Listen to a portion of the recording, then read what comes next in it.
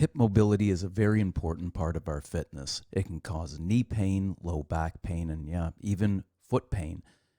Place your leg on a stable surface, not something like you're seeing in this video. Ideally, the back of a couch or a countertop would be perfect.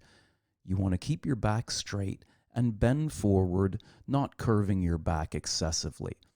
You should feel this in the buttock region and certainly not in the knees. You don't want to feel any knee pain while doing this movement. If that exercise is too difficult, try doing it seated. Cross one leg over and with your hand press the knee down towards the floor. You shouldn't feel pain anywhere around the knee while you do this movement. Keep your back straight and sit upright in the chair while you're executing the movement.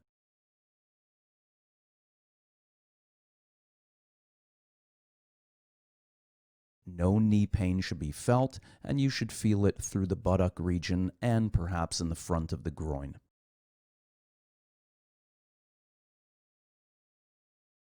Bend forward while you're sitting in the chair to increase the stretch. This should not be painful, just feelings of tension releasing. Another great hip mobility exercise is to deep stretch the quadriceps. Place your foot on a surface behind you and tuck your pelvis under your body, almost as if you're contracting your abdominals. This will increase the stretch down the front of the thigh. Keep the leg that's on the floor straight and don't bend the knee outwards. Another important factor in our health and exercising comfortably is having shoulder mobility. We should, in an ideal world, be able to touch our fingertips together on both sides when we reach behind our back. If you're experiencing too much tension in your shoulder, that'll have to be corrected. The tension could be in your upper arm or the lower arm. So grab a towel, place it behind your back, and pull back and forth to increase the stretch of the upper arm and the lower arm. Spend some time with this. A good 60 seconds to 2 minutes would be ideal.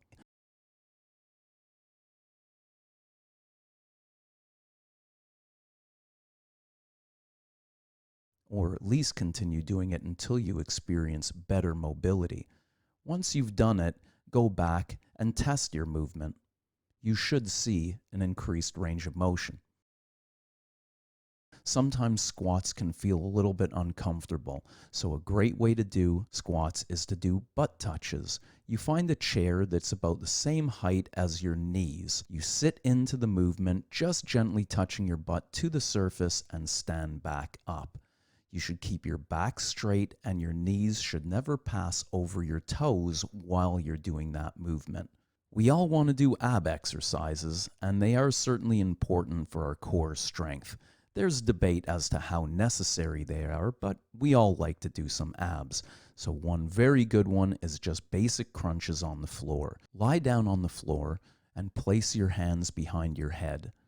As you do the crunch movement, you want to push your lower back down into the floor. You don't want to feel a curve in your lower back as if you can place a hand in the space under your lower back.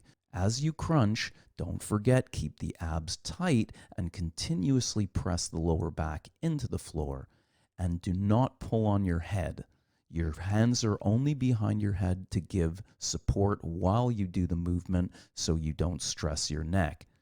Ideally, we should be able to do abdominals without supporting our head. It's because we have a weak neck that we often feel pain in our neck when we're doing abdominals. Tricep dips are a great exercise to work the backs of your arms and, to some extent, your chest and a bit of your core. Just grab a chair or work from any surface that's approximately the height of your knees. Tricep dips are a great beginner's exercise, especially if you do them with your feet flat on the floor, and at the bottom position it resembles as if you're in a sitting position. If you don't have a surface to do your tricep dips from, you can always do them on the floor. Perhaps you may experience some wrist pain as you're doing the movement because the wrists are in a slightly more compromised position when you do this on the floor. So if you experience wrist pain, You determine whether it's a pain that lingers or if it just seems that you're not used to the movement and you need to get used to it. Sumo squats are a wonderful beginner's exercise. Take a very wide stance with your toes pointing outwards, but not excessively outwards. As you squat into the movement, ensure that your knees track in the same direction as your toes. Push-ups are a great exercise to do anywhere. If you're unable to do a full plank push-up, you can do an adjusted push-up or an adapted push-up. You cross your feet behind you and you keep your back straight, almost as if you're doing a plank. As you do your push-up, make sure that your elbows push directly behind you and you're not flaring out your shoulders as you do the movement.